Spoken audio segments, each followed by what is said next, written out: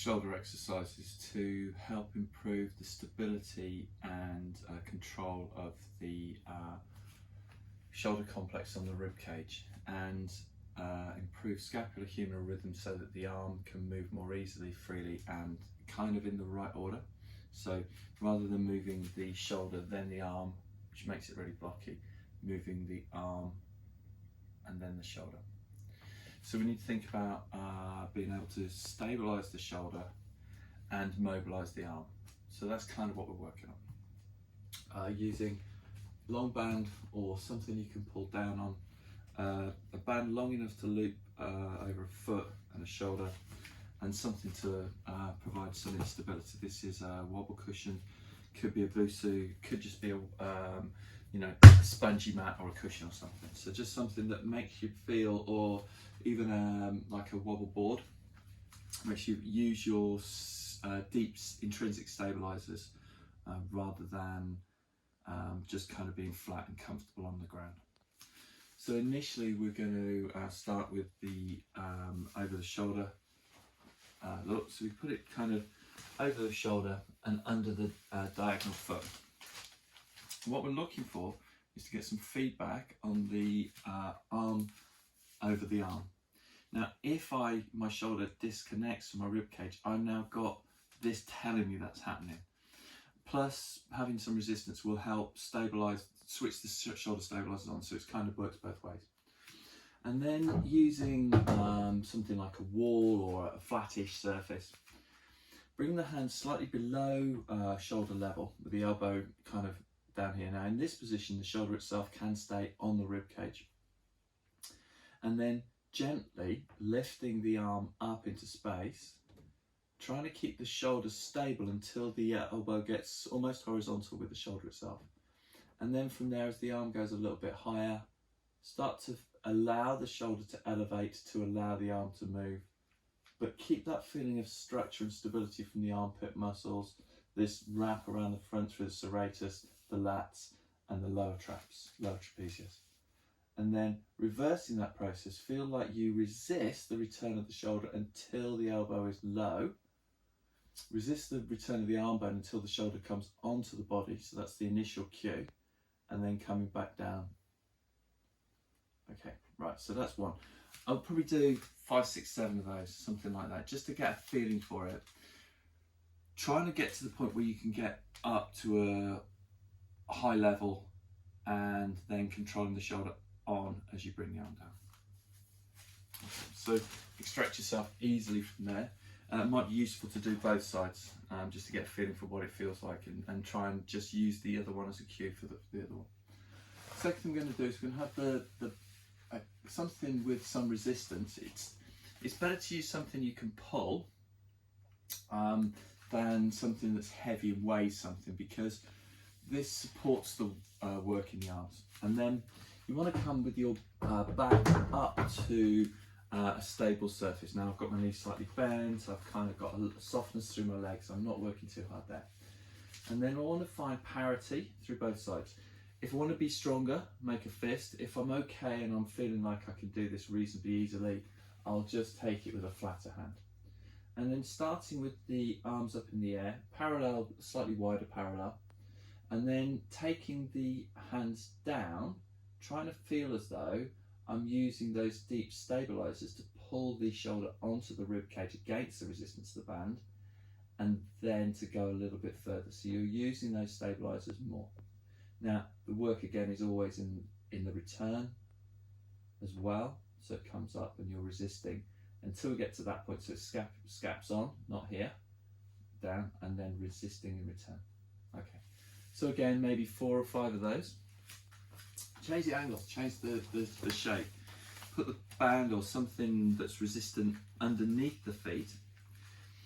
Again, holding the back up against a really stable surface.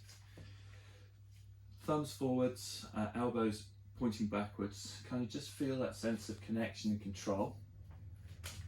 And then all the way to the horizontal with the arms without the shoulders gliding on the rib cage.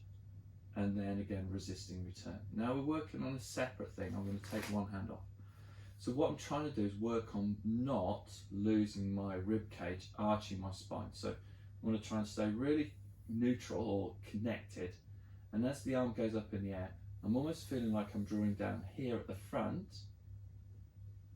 and here at the back. So there's kind of this wrap of muscles around my waist and my rib cage, stopping my pelvis from becoming unstable, stopping my ribs from becoming unstable, and just connecting them all together.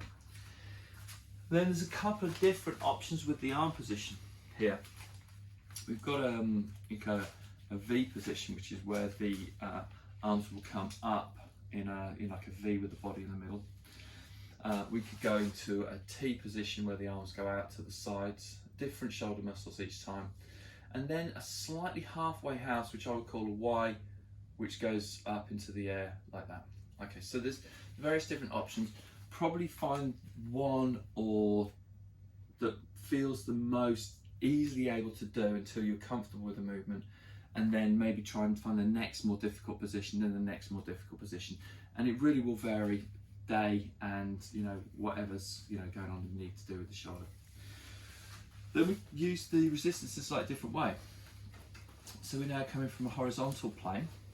So we've got something that's going to be pulling us in one direction. We're going to have the feet on something that's pretty unsteady. So I'm standing on the wobble cushion. So use something nearby so that you can get onto the wobble comfortably. And then make a double fist hold something that's pulling you in one direction. And the idea is that it's to do like a forwards and backwards stir. Now this works really well to keep the torso square, breathing all the time in and out, and keeping the shoulder working independent of the torso. And the more compression from this pull, the more complicated it is. The more wobbly the surface you're on, the more complicated this is. It's a really deep stabilizer exercise and a little bit of arm mobility work as well. Again, maybe 5, 6, turn around, do it in both directions. The stability work through the lats and the armpit and the obliques, which wrap around here, which stop the torso from rotating or unrotate or bring the torso back from rotation. They're really useful to help stabilise the shoulder. They all kind of work as a team. We've got the bit of work. So you need something you can hold on to. Now this could be as simple as just a door frame. You want to use the better arm initially and sort of holding on to something, and then just kind of walk back and kind of go into like a mid back stretch. So I'm stretching up into the middle of my shoulders. I can kind of pivot a bit, I can change the angle here, I can change the angle there, I can rotate, I can turn my head, move my rib cage, flexion, extension, and just playing with that sense of movement. Now, it's more complicated the higher it is, because clearly you need to improve it, you have to get a bigger amount of shoulder flexion. So it's that sense of hand on something, go lower if it's a little bit more complicated, which means you've got more opportunity to play with that movement. Now, if you've got a shoulder that's a little bit less stable, needs a bit of tender loving care, use both hands and just use the really good arm, good hand to help just take some of the strain away and start to maybe move into little spirals, little circles, even down to the point of just rotating the arm with the shoulder just stabilized in place under a little bit of a gentle traction. And it's that gentle traction which can help just reset, replace something. Imagine if you're really tight and really caught up and you're really pulled back into all these places. Whatever you do with your shoulder, it's going to feel awkward. But if you can put it onto something like this and then just let it almost slide into a more optimal position, the next time you do your stability work, the next time you do those other things, it's going to make it easier. So there's kind of quite a few. Wanted to add a little bit of a ball push, which is an extra exercise. Now, if you grab a football-y, beach ball-y, small beach ball-y kind of size thing, and have your arms straight, you want to have something in front of you, and just drawing little circles with the arm. Now, it's relatively straightforward, it's just about control without any load, but you could lean into it a little bit and you can make it more muscular and progressively more and more muscular until you're almost down onto the floor in a plank with one hand. So, you know, clearly that's not going to be day one, but again, maybe 5 or 6 circles in one direction, 5 or 6 circles in the other direction. And I would always try and do both arms, because that first arm, the one that's in good condition, will cue your brain to understand what the other arm could or might be able to do if it's working well. So it's those kind of movements. The last couple of things are dumb waiter.